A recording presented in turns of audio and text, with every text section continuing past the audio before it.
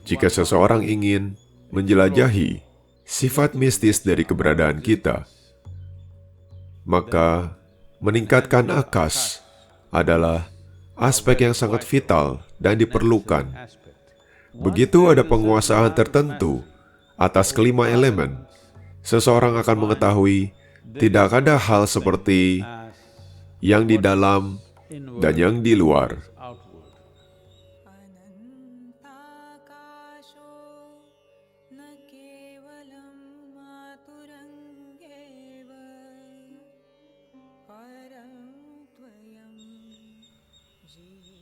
Lima elemen yang kita kenal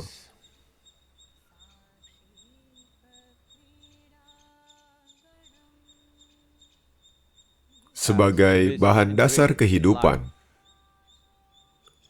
Keajaiban elemen ini, saya menyebutnya keajaiban elemen karena hanya dengan 5 hal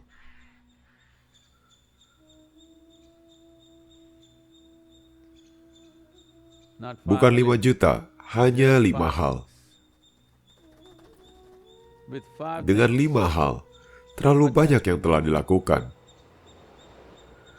Dengan 5 hal yang menyajikan dirinya sebagai kosmos, yang menyajikan dirinya sebagai kehidupan, yang menyajikan dirinya sebagai segalanya yang bisa kita lihat, dengar, cium, rasakan, dan sentuh. Jauh melampaui permutasi dan kombinasi yang bisa kita pikirkan. Jika sesuatu melampaui permutasi dan kombinasi, maka ia bukanlah lagi matematika, melainkan keajaiban. Jadi keajaiban elemen ini, untuk menguasai keajaiban elemen, ini adalah dimensi yoga yang paling mendasar. Pada dasarnya, ketika orang-orang ingin menjadi kuat secara fisik, maka elemen tanah akan penting. Namun bagi mereka yang berada pada jalur spiritual, yang ingin memahami, hal yang terpenting adalah elemen akas. Mengapa akas menjadi yang paling penting dalam penciptaan wujud manusia ini? 72% air, 12% tanah, 6% udara, 4% api, sebagian besar sudah ditetapkan. Sisanya adalah akas. Ketika kita mengatakan sisanya, bukan 6% yang kita maksudkan. Kita mengatakan sisanya.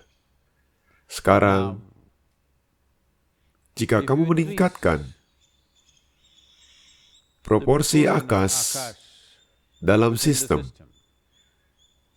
jika kamu meningkatkan proporsi akas dalam lingkup yang lebih besar dari siapa diri kita, maka kemampuan kita untuk memahami menjadi sangat meningkat. Jika proporsi ini tetap rendah, atau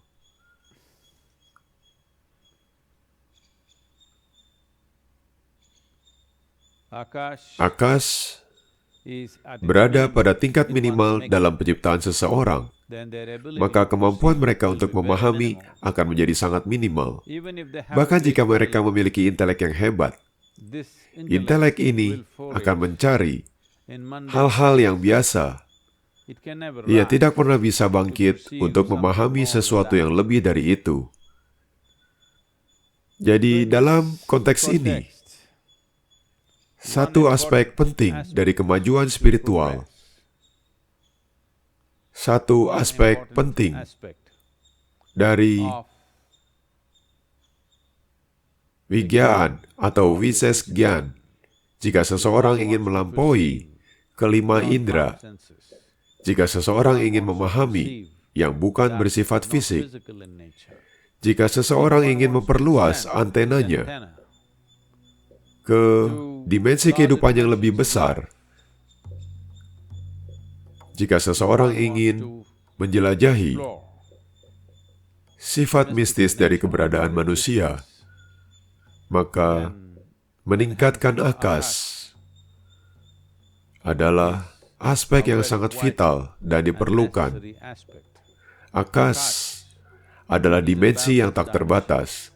Ketika komposisi akas ditingkatkan, maka ketidakterbatasan menjadi sifat dasar dari keberadaan seseorang. Jika bukan ketidakterbatasan, setidaknya batasan yang tidak bisa kamu lihat dan rasakan. Ini memberi seorang individu rasa kebebasan yang besar, rasa ketidakterikatan yang besar terhadap apapun. Kurangnya ikatan dalam diri seseorang ini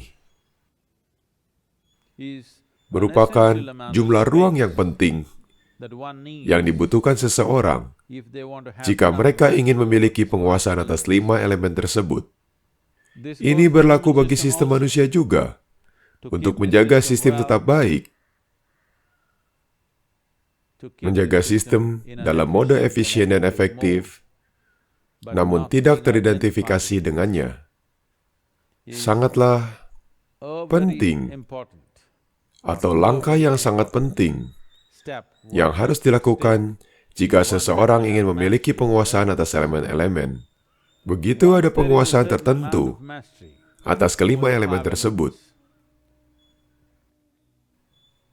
seseorang akan menemukan tidak ada hal yang di dalam dan di luar, karena elemen tidak tunduk pada batasanmu. Sederhananya dapat dikatakan, saat kamu duduk di sini, kamu bernafas.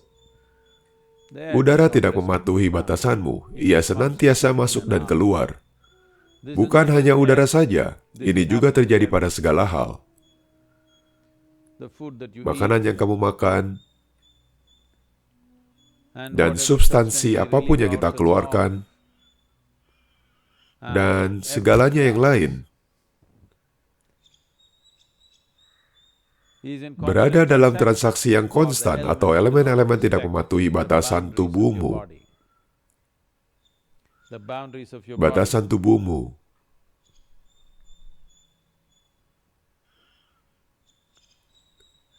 Hanyalah untuk kenyamanan psikologis. Namun, kelima elemen tersebut tidak mematuhinya. Dan bagaimanapun juga mereka bertransaksi tanpa izinmu. Jadi jika kamu memiliki akses untuk mengalami sifat dasar elemen-elemen, maka kamu juga kehilangan batasan tubuhmu. Atau dengan kata lain, kamu telah mengorbankan privasimu, karena tidak ada yang namanya privasi karena kamu tahu, segalanya meresap masuk dan segalanya meresap keluar secara terus-menerus.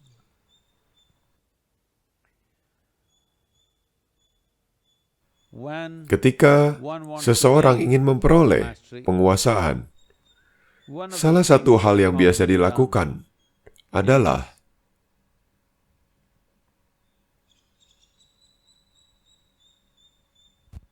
kalian yang berada di Amerika atau dimanapun di dunia saat ini, termasuk India,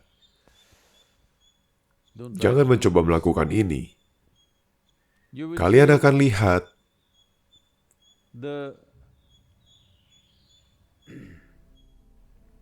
gerakan spiritual di masa lalu. Apakah kalian melihat para yogi seperti naga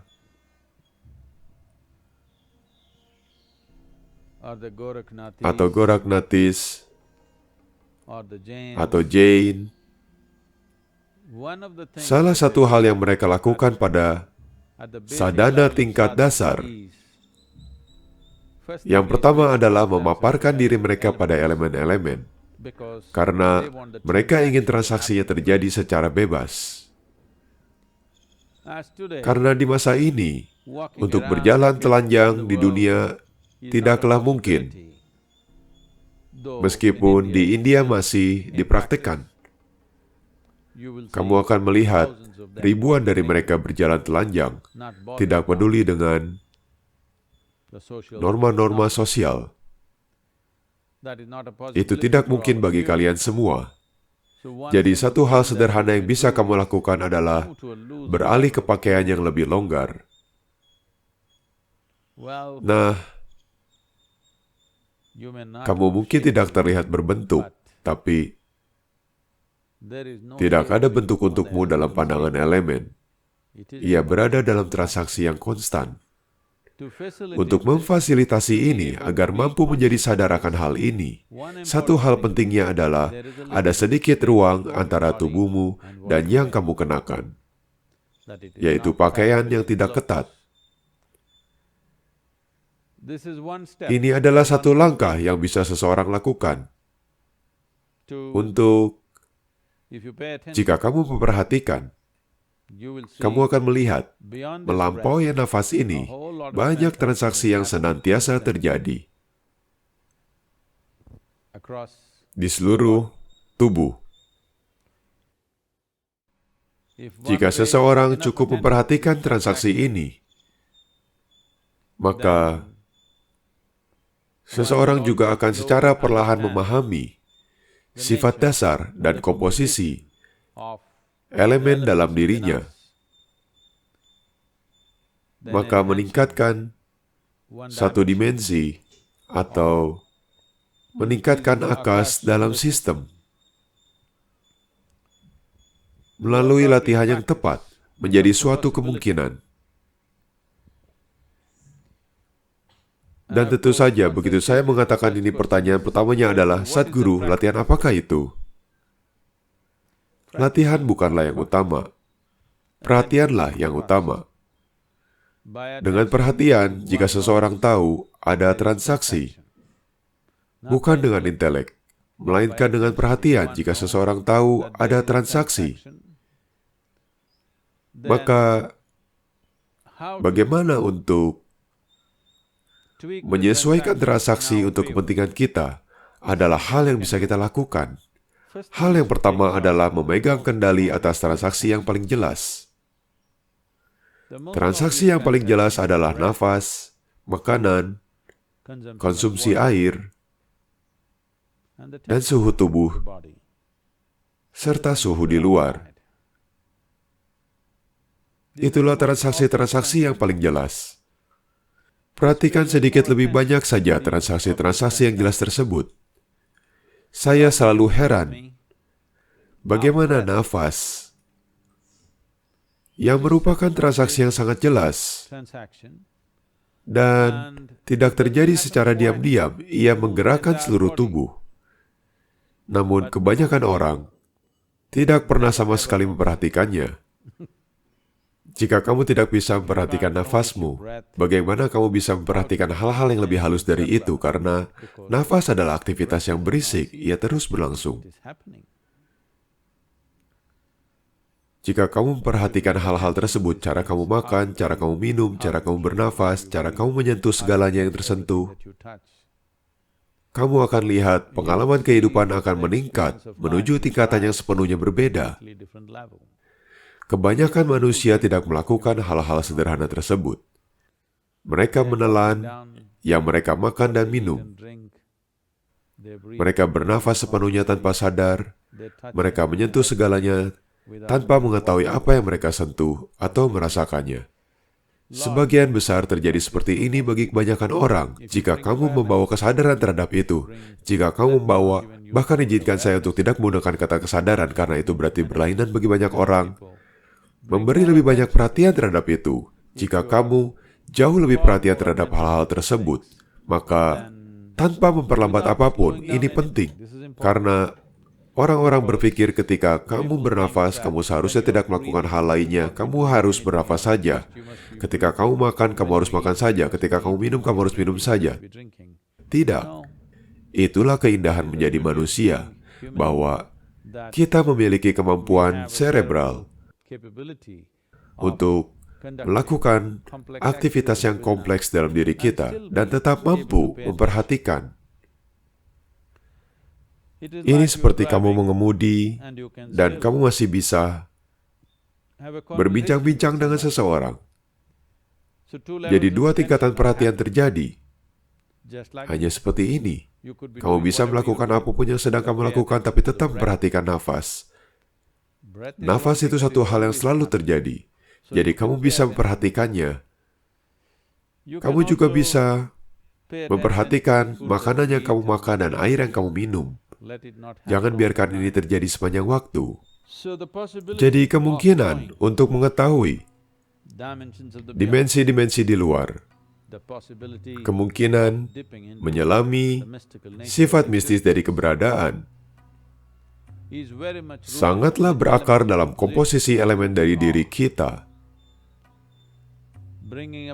Membawa transformasi dalam hal ini